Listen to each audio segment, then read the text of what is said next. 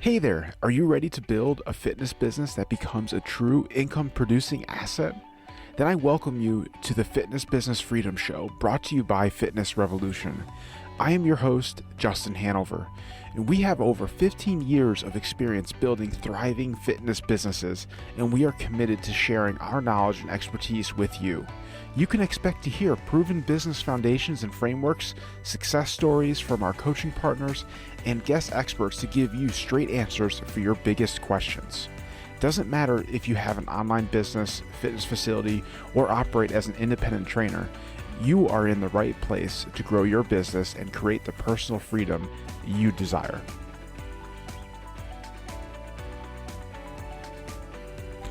Welcome to today's episode. I'm your host, Justin Hanover, success coach with Fitness Revolution. Before we dive in and bring on today's guest, I want to share a little bit about what you can expect to hear and who I have joining me. So today I have the pleasure of speaking with Greg Justice. Greg Justice is a best-selling author, speaker, and fitness entrepreneur. He opened AYC Health and Fitness, Kansas City's original personal training center in 1986. Greg is the co-founder and CEO of Scriptor Publishing Group and chief fitness officer of EndlessRope. He was inducted into the National Fitness Hall of Fame in 2017. Greg writes featured articles for many industry publications, including Club Industry Magazine, IDEA Fitness Journal, and Personal Fitness Professional Magazine. And he is on the advisory board of the Personal Fitness Professional Magazine. He has authored or co-authored more than 30 books in his time.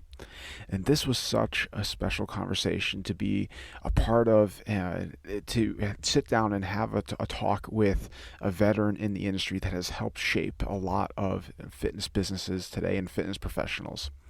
His story is eye-opening, and I know you will find this extremely insightful. Greg uncovered his path to where he is now, how his mindset has shifted from just starting out to what he has achieved to today. He has also discussed how he processed the opportunities that presented themselves to him along the way and how he knew which ones to pursue. And often this is an area that can send most down the wrong path, not understanding how to make the right decisions and accept the right opportunities. So I'm super excited for you to hear this conversation. Let's jump in and bring Greg on. Today's episode is brought to you by Fitness Revolution. So you started your fitness business and you've been in the game now for a few years. You might have even seen some good growth over those years, but now you feel stuck. You feel like the momentum you once had just isn't there and you don't know how to get it back. Should you be focusing on your marketing, your sales, or your team? What is the next bottleneck to focus on that will allow you to break the chains holding you back? That is a great question. And one of the biggest skills as an owner is to be able to understand and identify the next biggest issue to keep your business moving forward. And that is exactly why Fitness Revolution has created our proprietary needs assessment to allow you to quickly see where your business stacks up and receive immediate feedback on what to focus on next. It's a quick 10-question assessment that will be able to provide valuable feedback to get you past sticking points and hitting your next goal. Whether you are currently stuck, or feel frustrated with your progress, or just want to dial in what's even working for you already, this assessment is the first step to making that happen. I invite you to head over to the show notes where a direct link to the needs assessment will be, so you can easily access it there. Now, let's jump into today's show. Greg, thank you so much for taking the time out of your day to spend it with us, sharing your insights and wisdom from being in the fitness industry and helping other gym owners out there. It's a pleasure to be with you today, Justin. I look forward to the conversation. Likewise, and the pleasure is all mine. So I thought it would be great to just kind of start with giving our listeners just a quick perspective overview, like that 1,000-foot overview of how you became the Greg that we're speaking with today. Well, it comes from getting what I call my PhD in business, and that stands for pig-headed determination. I get that. It's just, having a vision. And, I go back to the late 70s, early 80s, when I started the process of figuring out what I was going to do when I grew up. And it's been an ongoing evolution ever since. And, just being able to have that consistency of the vision and staying on path, even though occasionally you might venture off the path. The key is to have that vision long term and be able to understand that the right way to get there is to stay true to who you are and what that vision is. Yes, absolutely.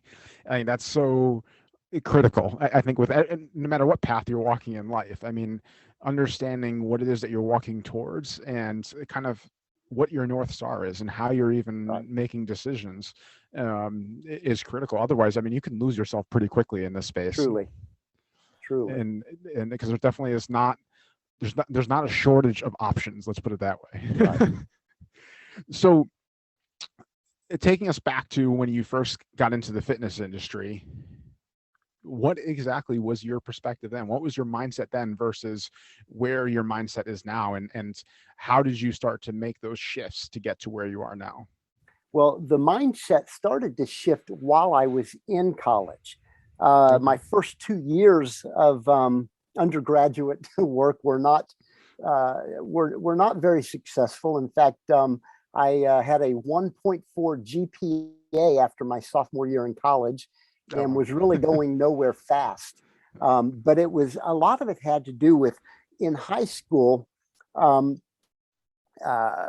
guidance counselor my senior year told me that I probably wasn't college material and probably should start looking into trade school or trade schools. Yeah. Try to figure out what to do for the rest of my life.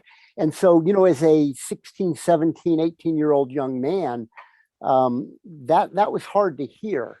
And I started to believe what she told me and let her kind of dictate my path to a certain extent those first couple of years. But then my junior year of college, I quit believing that mindset and what she was trying to tell me I was going to be, and started to go down the path of believing in myself and taking responsibility for who I was and what I was going to become. And once I discovered exercise science, I mean, I'd been an athlete my whole life, and baseball and wrestling were mainly my main sports. And as I transitioned into college and started to go back into the exercise science routine my junior year, that really changed everything. And I ended up graduating with my master's degree with a 4.0 once I found my path. There you go. And again, quit believing what someone else told me I could or couldn't do. And everything changed. And then as I started to complete my undergraduate degree, there was a shift really in the industry.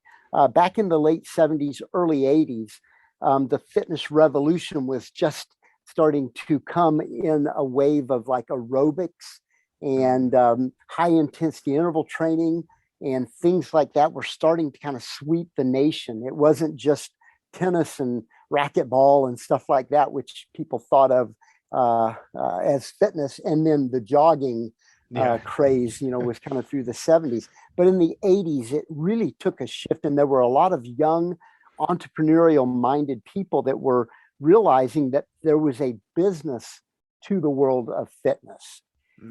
And I started to kind of see that.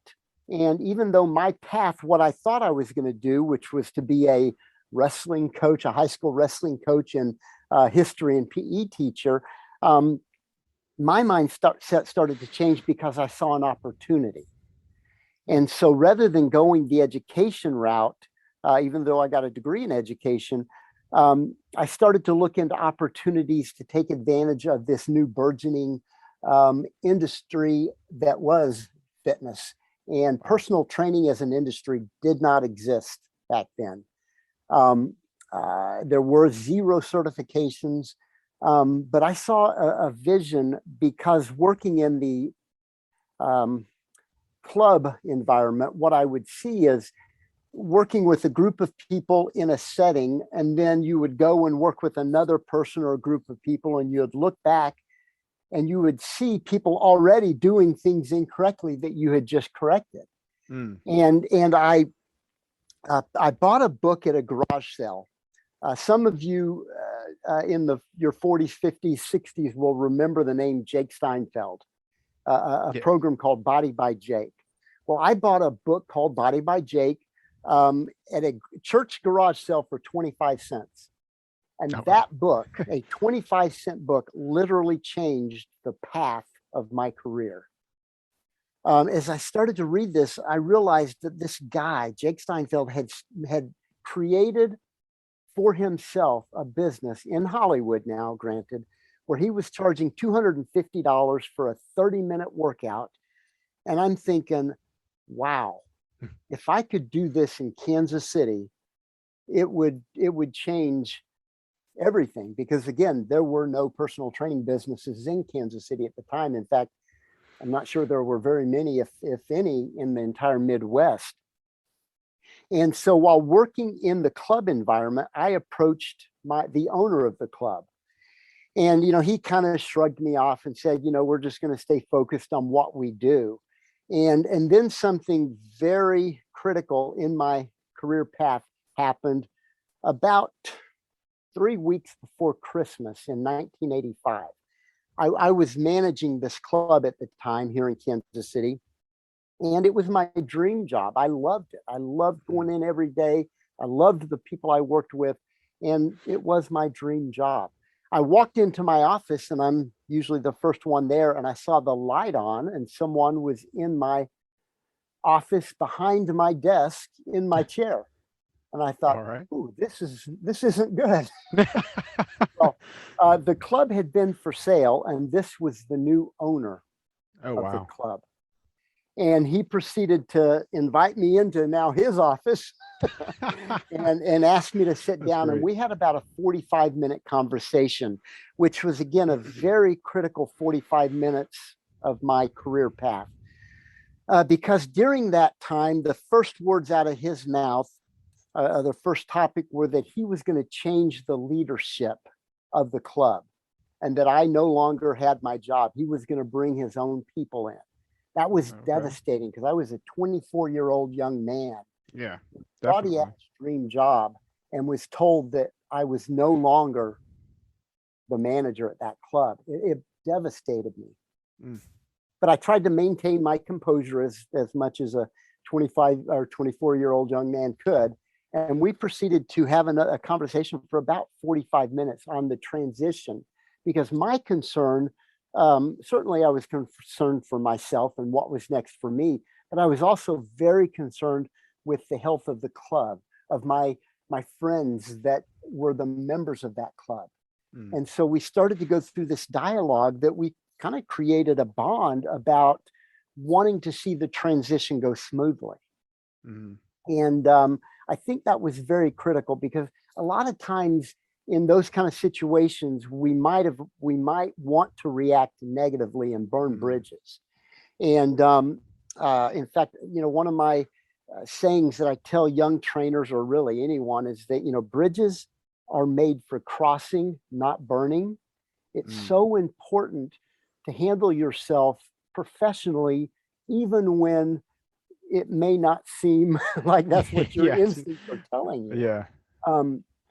But that was important, because after leaving on a positive note, I went and can remember how devastated I was having to drive. My wife and I at the time had just been married 6 months. And I remember having to go pick her up in our 1985 Ford Escort from her job that evening. And I had the whole day basically to figure out how I was going to tell my new bride that I had just been fired. And I mean, I was freaking out that whole day. But when I went and picked her up, something very amazing happened. And it goes to, because now we've been married for 37 years, kind of lost track, but she's been rock steady for me and has been my rock for forever. But I can remember her saying, when I told her, she said, Greg, this is a great opportunity for you to go back and complete your master's degree. You've always wanted to do that.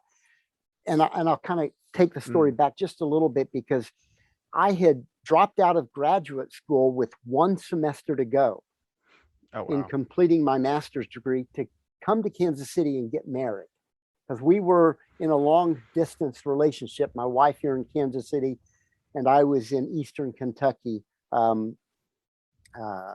for a long distance relationship. So I dropped out with 1 semester to go, came and got my dream job, and then this happens. So with the second she said that, it was like an entire weight or the burden of life had been lifted off my shoulders, because it freed me up to then make that a priority to go back from January to May to complete my graduate work in exercise science. It was everything that I could have dreamed of, from the standpoint of her being supportive and actually encouraging me to do that. Yeah. No, So, it's a big, deep sigh, and went to bed, slept on it. The next morning, I started the process of planning. The first thing I did, I called my graduate professor, who I had had a graduate assistantship through for the first 3 semesters. And something amazing happened. Now, I will tell you up front that I'm a man of faith, and I don't believe in coincidence. No, yeah, I'm right there with you. So I called my graduate professor, and I said, I'm thinking about, and this is 3 weeks before the semester was going to begin, right before Christmas. And I said, I know it's a long shot, but I thought I'd just call and see if there was something open, because I really couldn't afford to pay for college. And he said, Greg, stop right there. You're not going to believe this. He said, just yesterday, my graduate professor left to take another position at the University of Kentucky. He said, it's open. It's yours if you want it. There you go. I mean, just overnight, how my life changed. Yeah, it's crazy how that. And I get emotional when I think about it, because the power of that just. Yeah. You couldn't plan that if you tried. No. And then everything started to take place over the next couple of days. I was making preparations to head back to Eastern Kentucky. My wife was going to stay and work here in Kansas City. And, it's January to May to complete my last semester of graduate school. And then an interesting thing happened. 3 days after getting fired, I got a call from the guy that fired me. And he said, Greg, I made a mistake. Over the course of the last couple of days, the members have come in, they want you back. And it was like, oh, what do I do now? Because I've got this opportunity, my dream job, all this. And it hit me hard, and I had to make a split-second decision. And I said, here, let me do this. I said, I've taken a position to finish my graduate work. It'll take me 5 months. I will come back and work for you in 5 months if you'll have me. If you will allow me to start a personal training business in your club. And he's like, I don't even know what that looks like. I don't know what it means. I don't know anything about it, because again, you got to understand, personal training as an industry didn't exist. That's crazy. Yeah. And so he got kind of quiet, and I didn't have anything more to say. So I got kind of quiet, and it seemed like forever, but it's probably only 5 seconds. He said, that sounds like a fair deal. We'll do that. So now, once again, I had set myself up coming back with a position where I could start my business in his club. That's completed huge. My graduate work, came back to Kansas City. My marketing plan consisted of a $40 pair of new tennis shoes, a brochure that I think we spent $50 on. My wife worked at a publishing company at the time. She had a friend who created this brochure, and I literally walked door to door in a very affluent area here in Kansas City, selling personal training door to door. That's how my business started.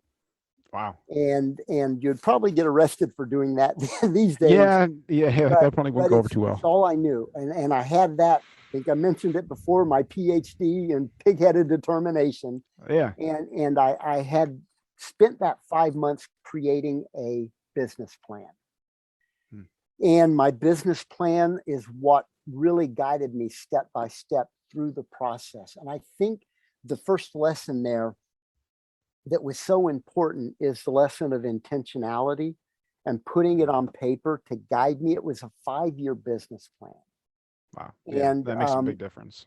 It really does. And even in the early days, when people didn't get what I was going to do, I mean, my wife always knew I wanted to own my own business, but she didn't quite understand what it was.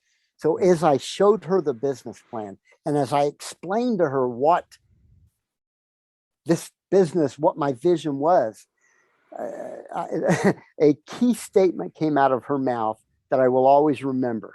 She looked at the business plan and she looked at me and she said, "And people are going to pay you for this?" And, she didn't get it, in fairness, because there wasn't something to show that it could work. There's nothing comparable. There was nothing for her to understand to compare it to. And so that's the first story of kind of people that didn't understand what you were going to do. It's not that she didn't believe in me, but she just didn't get it. The second one, I'll share a quick anecdotal story, was one of my early mentors. He was a very successful entrepreneur here in Kansas City and ran some sports franchises. And as I explained to him and showed him my business plan, his comment, I can vividly remember him saying, he looked me square in the eyes and said, "Greg, the one thing about it is you're at a great age to fail." He said, "If this doesn't work, you're only 24 years old. You've got the rest of your life to recover." Yeah, that's very true. Yeah. And then the third anecdotal story I will tell you is I started my business in May of 1986. And in November of in August of 1986, I got my first radio interview. And it was with the #1 radio talk show host here in Kansas City. I mean, his talk show was listened by everyone. It was on an AM, going back to AM radio when it was actually a big deal. And I can remember sitting across the table from this guy, smoking. He was smoking a cigar, blowing the cigar smoke in my face, kind of laughing at the idea of what I was trying to do, and he said, "This will never work in Kansas City. We're too conservative of a market." He said, "You're going to have to move to New York, or you're going to have to move to California. It will never work in Kansas City." Oh, wow. So those three anecdotal stories of people not getting it, but me having that pig-headed determination and that vision of what I saw. Yeah. And the path that I saw. Now, that doesn't mean it was a linear path. There were things that kind of derail you at the time, but I still had that vision. And again, being a man of faith and knowing from an ethical, moral, and legal perspective of what I was going to do and the path that I was going to take, I knew I could do it. I just knew there was no second guessing myself, even though others had second guesses. Yeah. So there was no plan B. Yeah, I mean, I didn't give it a second thought relative to a plan B. But having that faith in yourself and that belief in yourself and that mindset, I think is so critical. Absolutely. And I think sometimes we are our own worst enemy when we start to second guess and go, maybe this isn't going to work. And I just never had that. I never had that thought in my mind that it wouldn't work. Yeah, I think you said a couple of things there I wanted to highlight because I think are really beneficial that people need to pay attention to. And one of them, like tying it back to how you went like door to door in the beginning, and not, like we said, not necessarily saying that strategy would work today, but it's the mindset behind the strategy that you are willing to do what you need to do at that moment to make the next step happen. And so many people today aren't willing to do that. They aren't willing to, like, okay, like you're not starting out with a lot of money, then you have to do what you have to do to make it work at that where you're at that moment. Or you take a loss and something happens and it's like, okay, you have to adjust and do what is required at that moment. So like that type of mindset is such a key to success. And then which plays into what you said of how you had such conviction in what you were doing, because like any little glimmer of doubt, you're gonna hold back in some area, and you're gonna withdraw. You're gonna not do everything that you should do. You're not gonna show up in the way that you should show up when you meet people, and it's going to affect your business. But when you have that conviction that this will undoubtedly work out one way or another. I'm going to make it work. Then that's felt, that's seen in your actions, and that resonates with people in a different way.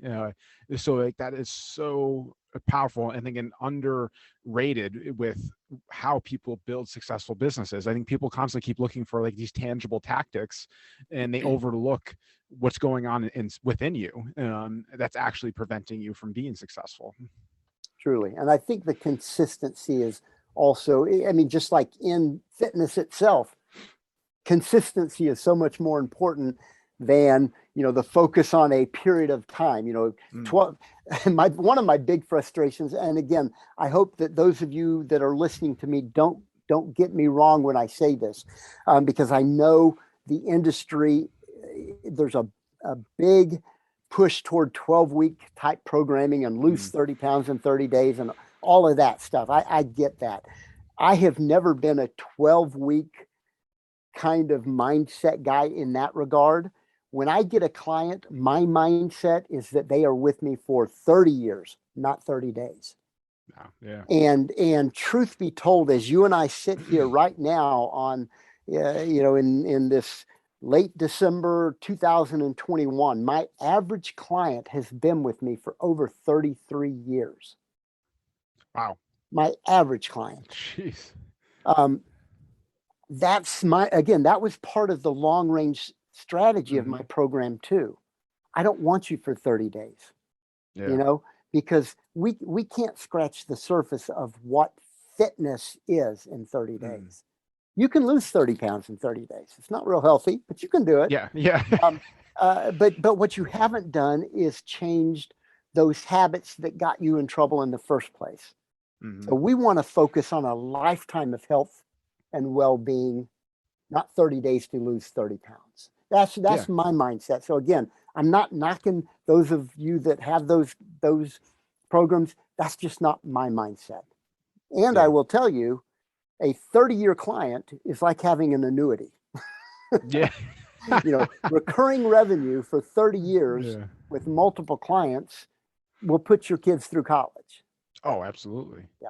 Definitely. But yeah, I mean, that is a big part of like being in this type of business. Is it is built on the quality and the longevity of your relationships with people. And if you're kind of churning and burning through people, then it's you're going to reach a ceiling at some point in your area of what you're able to do, because like people have been there, done that, tried that, they're on to the next thing, because like, you've trained them to respond in that way, where like your approach, where you come at it with like a long, like I'm going to be working with you for the rest of your life, then that's going to change how you talk to them, how you act around them, like the experience that they have while they're with you, that all plays into it. And yeah, I think there definitely has been an overwhelming push towards this short-term stuff, because I think people are putting the money over the relationship first, and they're looking at it, okay, how can I get some quick money, and just keep this process going, basically, rather than, okay, like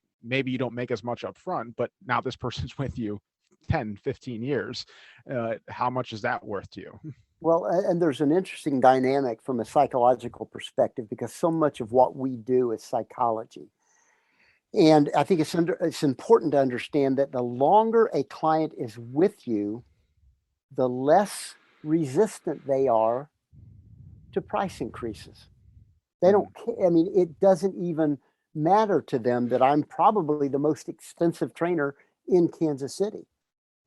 Because incrementally over the years, started charging $25 an hour back in 1986.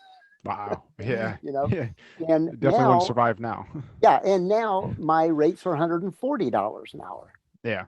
So incrementally they've gone up. Now, truth be told, I don't take new clients. My last official new client that I took was in 1994, because I have a staff that does all the new client stuff. So the clients that I train are the clients that have been with me for over 30 years.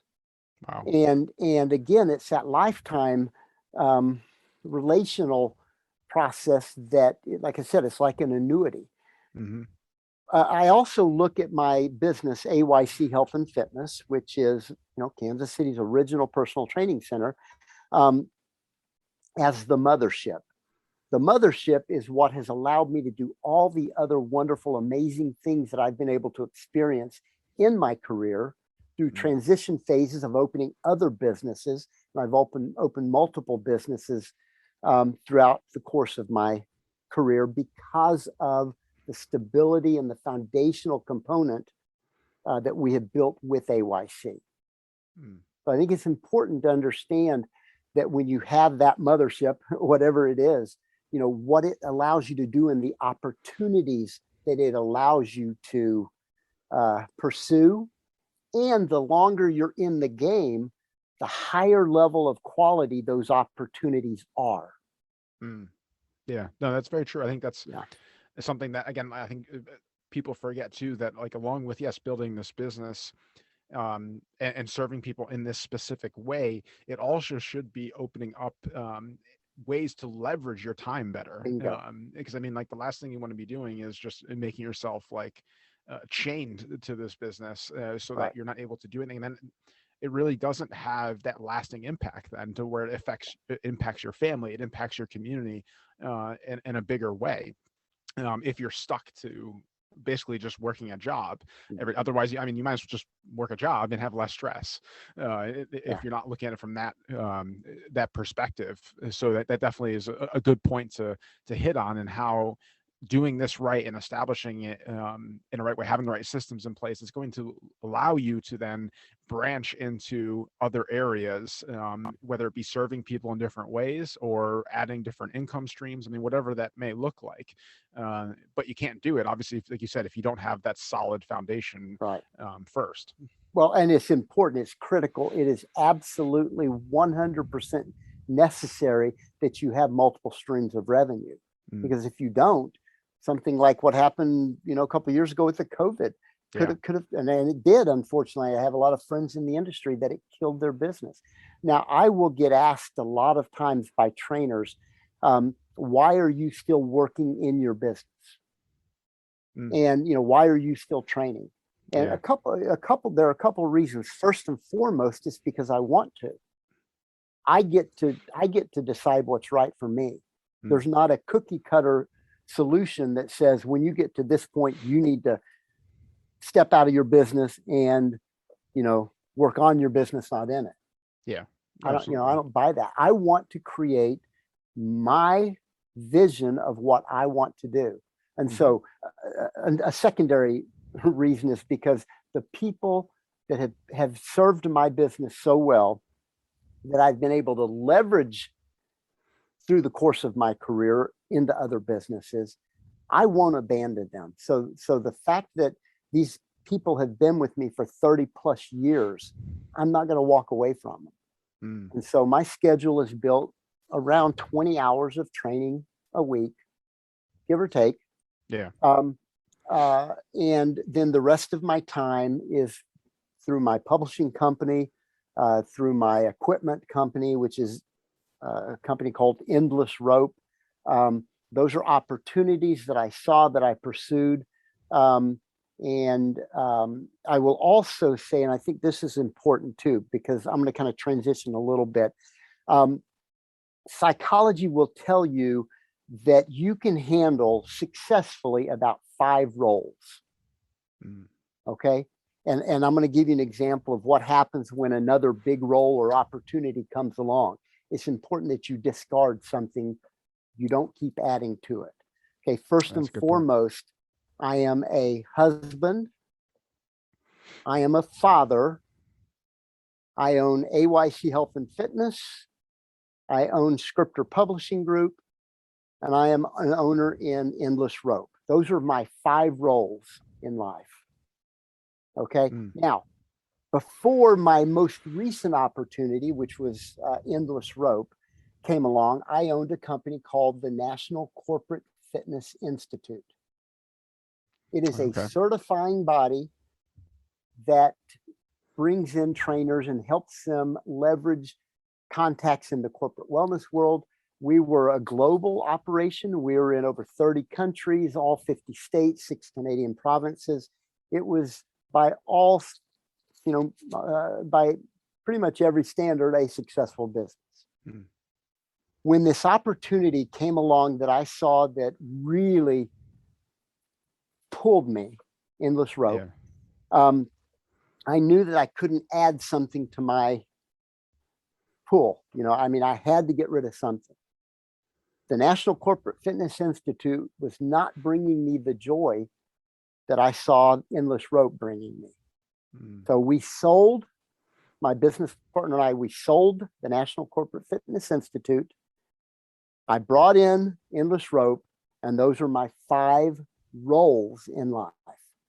And so I think it's important not to take on too many things, because if you've got 14 roles, you're not going to be good. You're not going to be there enough for any of them. Yeah, no, definitely not. And like you said, it's about quality over quantity, and having that impact. And like kind of like a word that I like that you said is that when you're talking in reference of like how you've established your business and like what your days look like, is that you said you get to do it, not have to do it. I mean, there's a big difference there. Yeah, and I will tell you, I am a 3:30 a.m. kind of guy. Yeah. And the truth be told, I don't remember the last time my alarm went off. And my wife will tell you that. I wake up excited every day. I've been in this industry over 40 years, and it's because I've created the career that I want. I mean, I am absolutely thrilled to get up and start my day, because I do what I want to do with the people that I want to do it with. Yeah. And there's no second guessing. I have had failures along the way, businesses that I've started that haven't gone the way I thought they would. But it's kind of like the stock market. As long as you have more winners than losers, yes, and you've had a pretty darn good career, right? And pretty good life. And I will tell you that those failures have taught me lessons that I wouldn't be the person that I am if I didn't have those, and if I didn't have those struggles. Someone recently asked me, what would you tell your younger self? And I said, honestly, I wouldn't tell him anything. Because if I didn't have to go through those struggles, and if I didn't have to grind, I wouldn't appreciate where I am now without having to go through those struggles. And I don't want things to be easy. I want to find challenges in things. I still challenge myself and that's why I start new businesses. That's why I invest in things that I see as a challenge. Starting new physical ventures, that come along out of the blue. I'm now, my path now, and this happened because of the research that I have done for the longevity of my clientele. 2 of the most important components of longevity, of long life, are grip strength and balance. Really? Yes. Grip strength and balance are 2 correlations in longevity. So do research that. Again, that's what I do. How do I get my clients to live longer? Functional things. I want my people to be able to unscrew lids as they get older. I want them to be able to get up out of a chair without having to push on something. I want them not to fall. I want them to have good balance, because when you fall, you break a lot of times. Yes. So grip strength, functional, basic, everyday kind of things. While doing that, it all kind of came together at a time when, shortly after I started my publishing company with my amazing business partner in New York, Kelly Watson is her name. We were hired to do a book for an American Ninja Warrior. His name is Daniel Gill.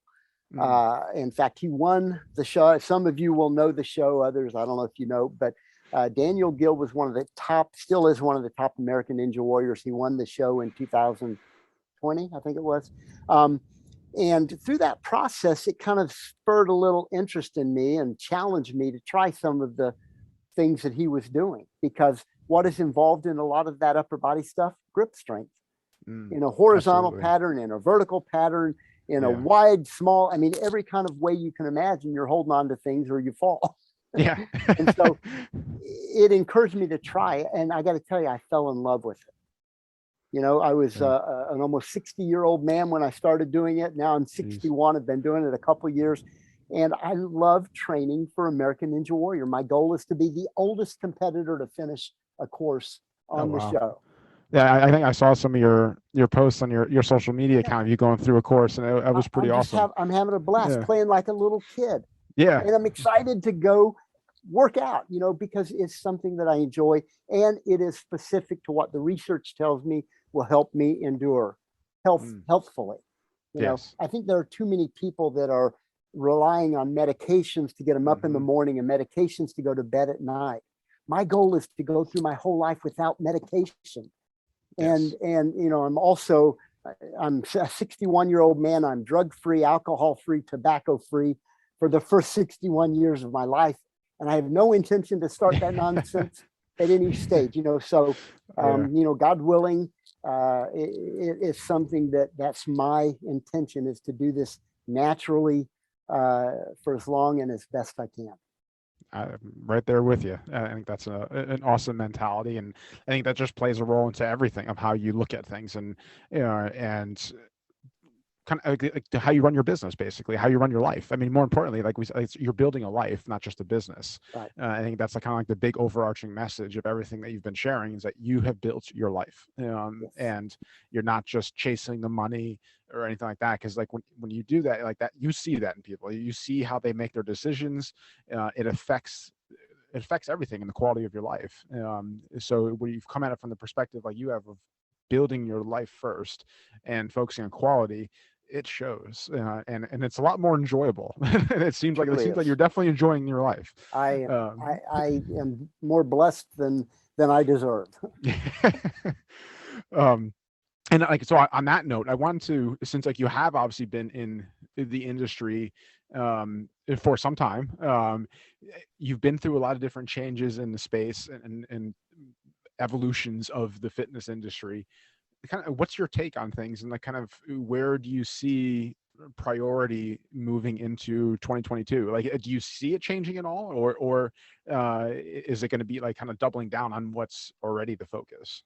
Well, yeah, I think evolution occurs in any industry, right? And Mm. we're seeing more and more of that, and sometimes it's forced on you, other times it happens more gradually, more organically. Um, but I think you're going to see because of what happened during COVID, you're going to see the digital platforms still maintain, and you're going to see more of I think a hybrid of in person because people still need that human contact, not Mm. just through the screen, but that physical eye to eye, face to face, in person contact. So I think you're going Absolutely. to see kind of the hybrid model of the in person slash hybrid digital platform continue. I think you're seeing a lot of it, but you're going to see even more of it. The mind body connection of Mm. fitness. It's not just going through the motions, but having a purpose behind those motions, bringing the mindset into it.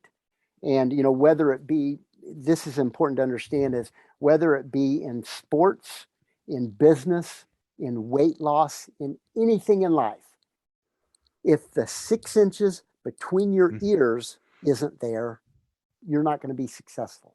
It Mm. all starts with the 6 inches between your ears. So I think you're going to see more of a focus on that mind body connection. And I also think you're going to see a whole lot more of the recovery platforms as part of the process of the fitness or wellness Mm. industry. Um, Yeah. I think it's also important to find people in your life to guide you. And I will just tell you that going back to the early 2000s, early to mid 2000s, I was in Nick's very first mastermind group. Mm. It's important to be around people that can bring together that like-mindedness and help each other and encourage each other. My Yes. first mentor in the industry was a guy named Jack LaLanne. Now, some Yeah. of you are too young to even know who he is or remember him as the juicer guy on late Did you night see? Yeah. television. But truth be told, um, and I know this because I go back a long way with Jack LaLanne, and I'm actually writing a biography with his wife Oh, wow. called Pride and Discipline, The Legacy of Jack LaLanne, which will launch in early 2022. But he invented virtually every piece of equipment that you see in a health club today.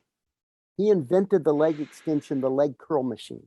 He invented the first Smith machine. It was called the squat machine back then. Wow. He invented the first resistance band training program. Jeez. He was the first virtual trainer. He had the first TV show starting in 1951. It went for 33 years. Wow. He was was definitely ahead of his he time. was he is the godfather of fitness. He isn't Yeah. just the juicer guy. No, So, yeah.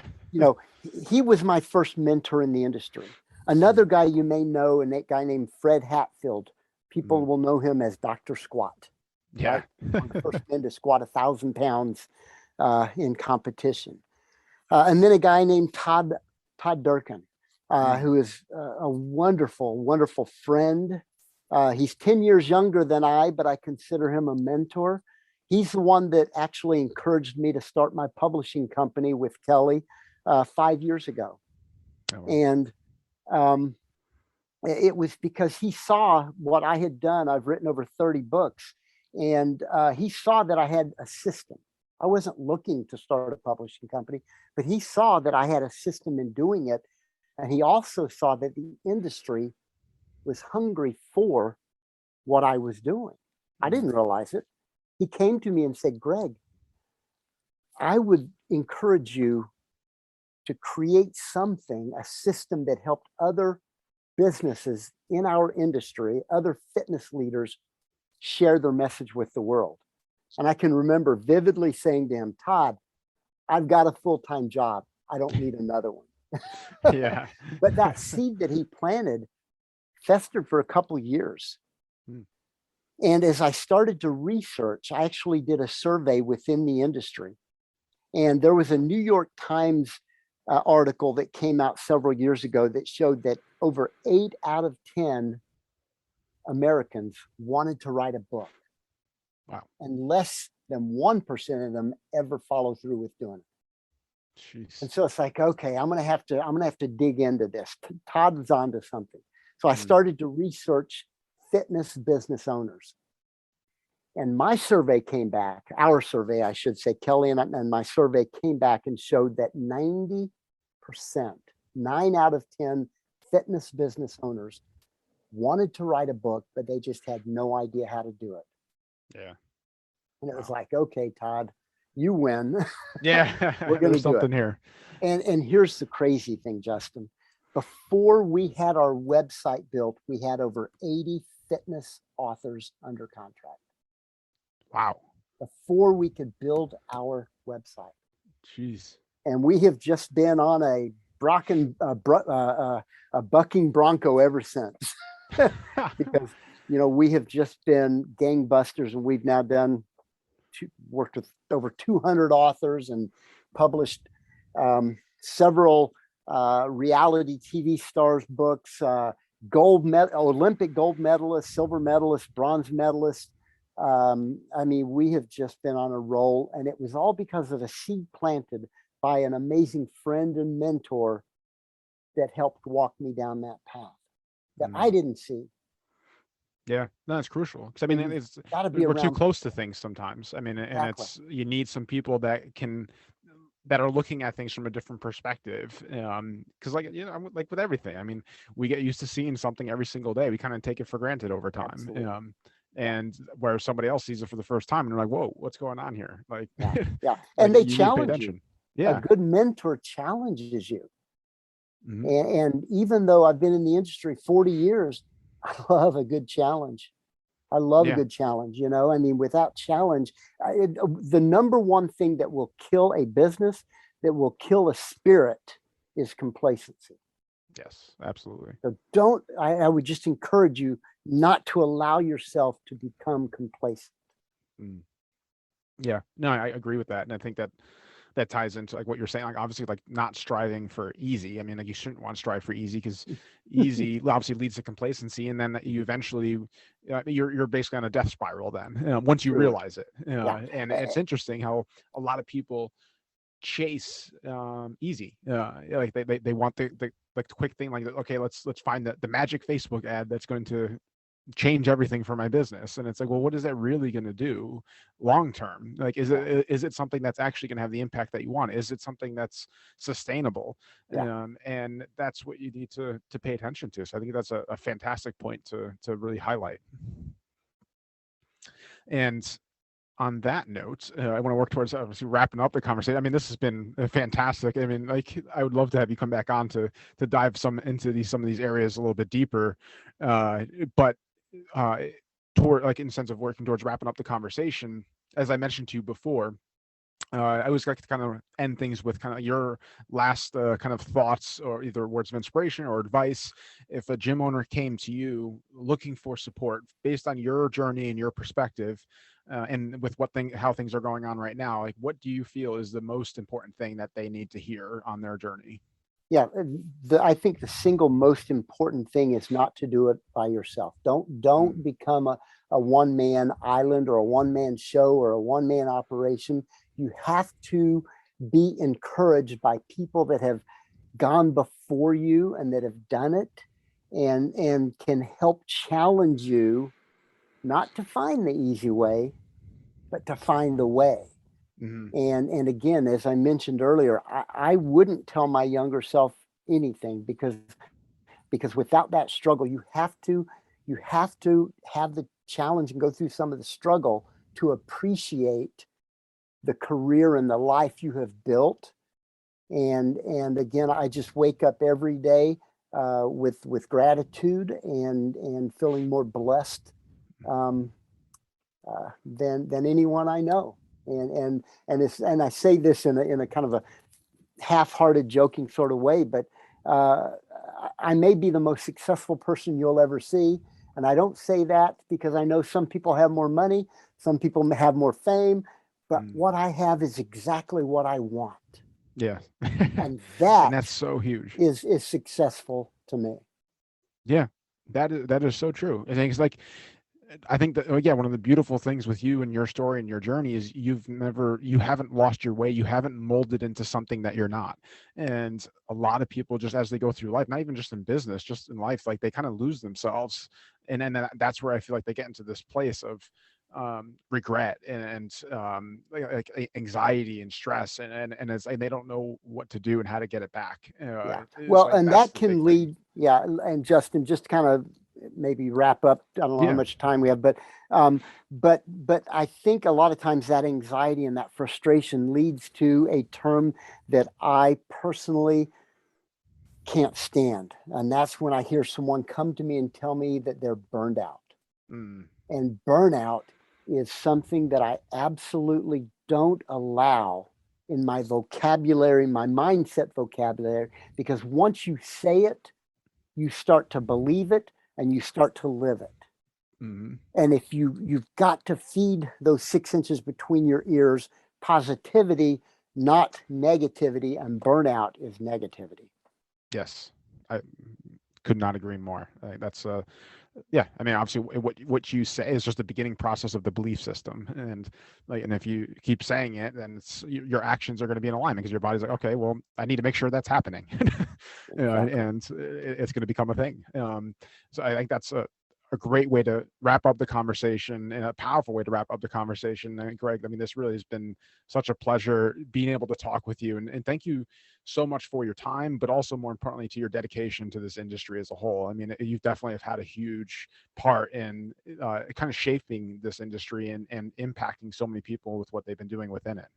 Well, thank you for the kind words. It was 100% my pleasure.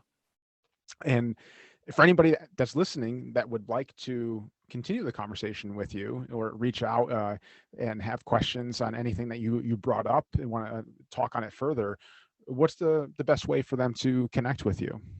Yeah, on Facebook, it's Greg Justice One, and my main website is gregjustice.com, and you can contact me through either of those. And I always look forward to hearing uh, from the industry. And I do encourage you guys to do it. I mean, if you feel all inclined to connect with Greg, then do it. Like if you've been listening to our conversation, then you'll understand the power of that and how that can open up doors when you reach out, put yourself out there, and connect with people. Because obviously this is an industry of relationships, so making Yes. sure that you're creating relationships is important. So I encourage you to definitely connect with Greg. And if you're in a place where you're listening to this where you may not be able to remember his links or anything, don't worry. We'll have them in the show notes as well, so you can easily access it there and connect with Greg. And last thing, I just want to thank you, the listener, obviously, because if you weren't listening, we wouldn't have a show. So I appreciate you, and I'm happy that you're looking for ways and resources to improve your business. That's so important as we continue this journey to never stop being that student. But now the most important part is taking what you hear and learn and then applying it. So don't let this just be another story that you hear. Really re-listen to this episode, take notes, and then write down what your action steps will be, so you know how you're actually going to be moving forward, not just again letting this collect virtual dust, if you will. So take action, and then you'll be able to see the value from it. With that being said, I look forward to having you join us in the next episode of the Fitness Business Freedom Show. Take care. Thank you so much for listening to today's episode on the Fitness Business Freedom Show. On behalf of Fitness Revolution and myself, we are thrilled you are looking for ways and resources to move your business forward, and we are honored to be that source for you. If you would like to receive more business building support from us, be sure to head over to the show notes and join our subscriber list and stay on top of all the industry insights that matter most to you. Now, before I close out today's show, if you found this episode beneficial in any way, I just ask you to leave us a simple review to help other gym owners find us and discover this show. Thank you so much, and I will see you on the next episode of the Fitness Business Freedom Show.